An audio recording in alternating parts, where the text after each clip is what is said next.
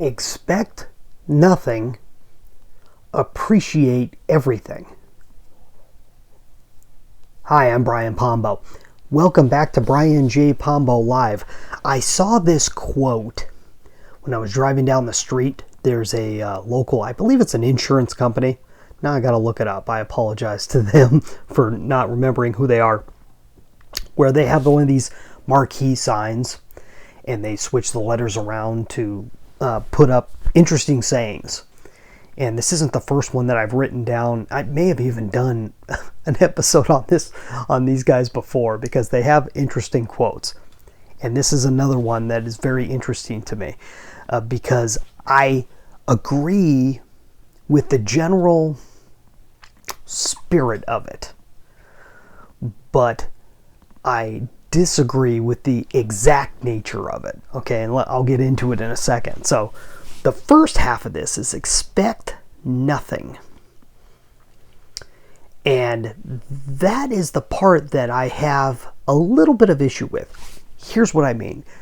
In English, and I think I'm quite certain that I've seen this in other languages where there are different words for very different things.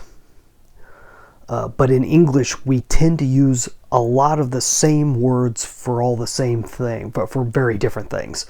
And expectation is one of those words that we use to explain a whole lot of different things. And I'm going to talk about two of them right now.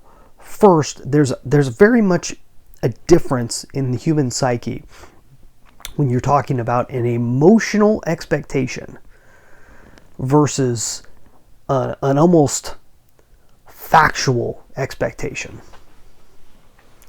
I heard this the other day, this analogy, and let me try and use it here and see if it fits. I'm thinking of it as we're sitting here.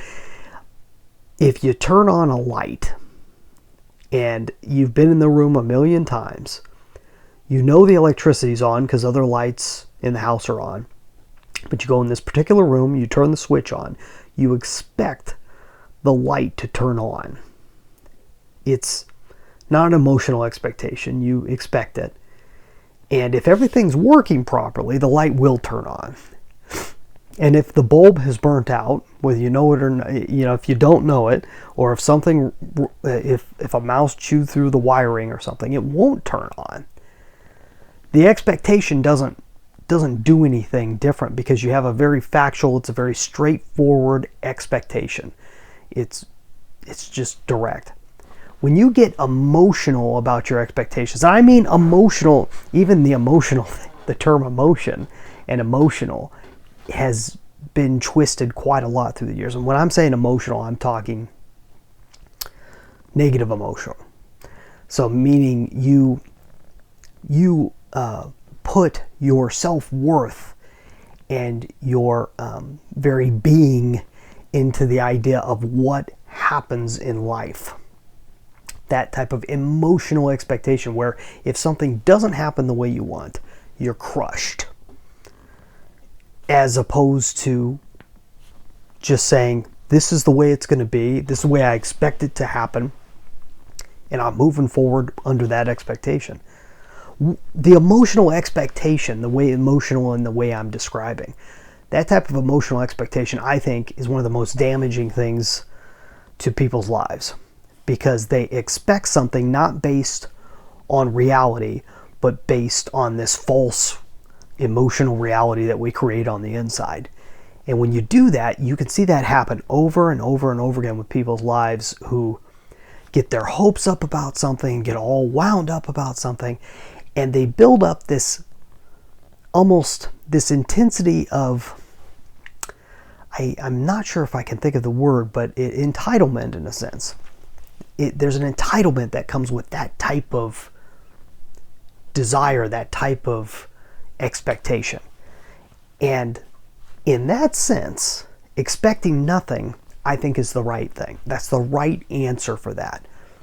But also, all the greatest things in life come from proper expectation.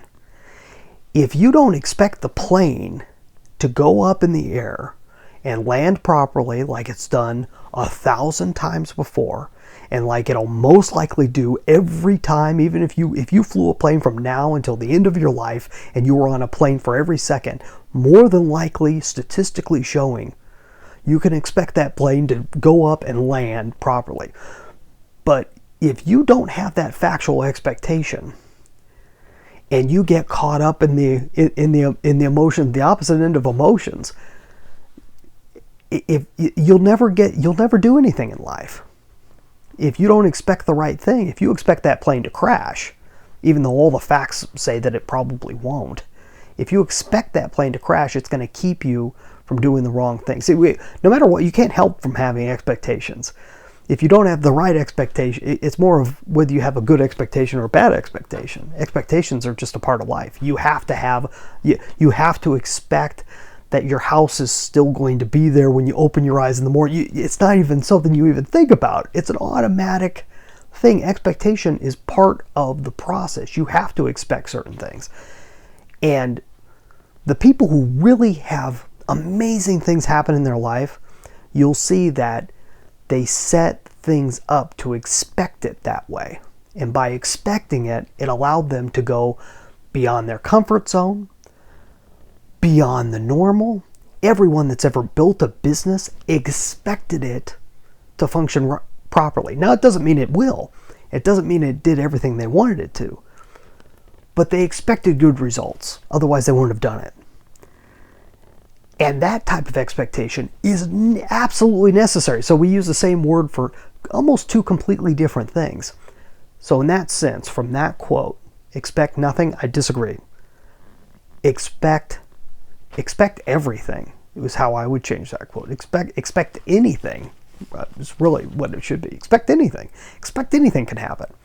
Expect World War III can happen. Expect a wonderful outcome for your life can happen. Expect anything. Anything is possible and can be possible. Expect anything and appreciate everything.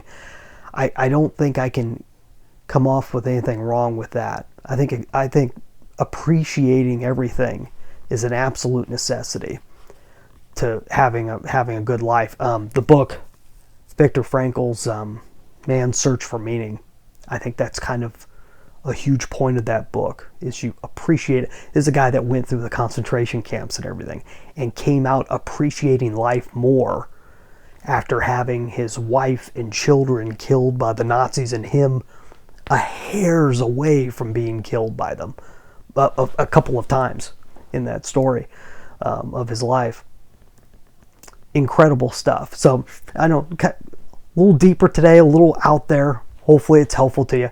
I've got a book, 9 Ways to Amazon Proof Your Business. It's not as deep, but it does kind of take you outside of the realm of your business. If you own a business or if you're an executive in a business, it'd be helpful to you. 9 Ways to Amazon Proof Your Business. You can get a free copy at amazonproofbook.com or purchase it wherever books are sold. That's all I have for tonight. You have a good one. We'll be back tomorrow. So get out there. Expect magic to happen.